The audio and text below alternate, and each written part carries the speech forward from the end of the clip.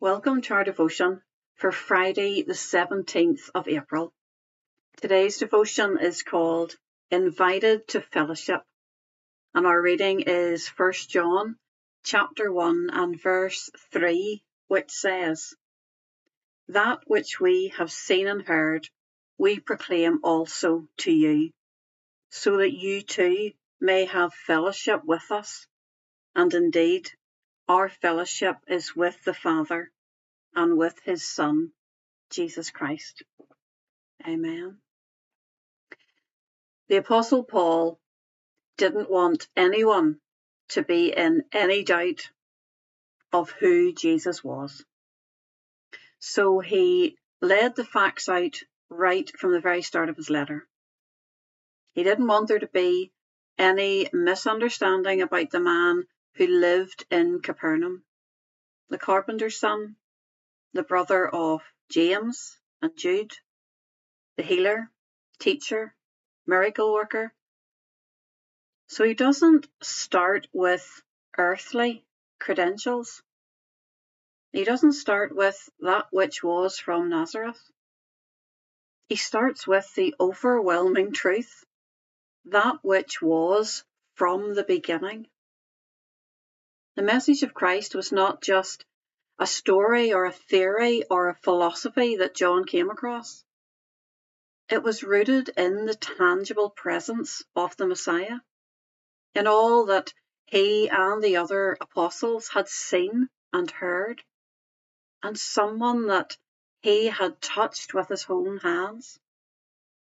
His testimony produced an invitation into fellowship, and not simply fellowship with other believers, but a shared life with the Father and with the Son. See, fellowship is more than just attending church or agreeing with biblical ideas. It's a living, ongoing relationship with God Himself. We are invited into communion with the Father, Son, and Spirit, that which was from the beginning. Incredible. This fellowship is the heartbeat of the Christian life. Do we have the same drive and urgency of John? Are we sharing with others all that we have seen Jesus do in our lives? It doesn't need to be complicated.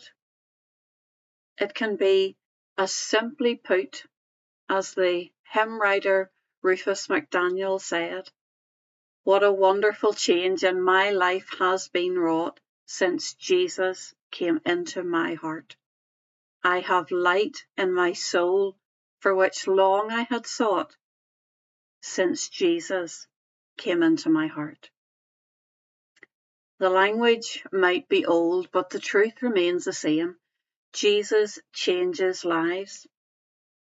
And people who are struggling through life in darkness need to know that there's someone who cares deeply about them, someone who cares deeply about their situation, and who wants to bring them out of their darkness and into a relationship of hope and promise. As children of God, we are evangelists of hope and promise. We don't pretend to be perfect people with perfect lives. We share the goodness of God from a place of honesty, humility, and the truth of our dependence on His amazing grace. I pray that we would not shy away from our witness of Jesus, but testify openly about all that we have seen and heard. Amen. May the Lord bless you today.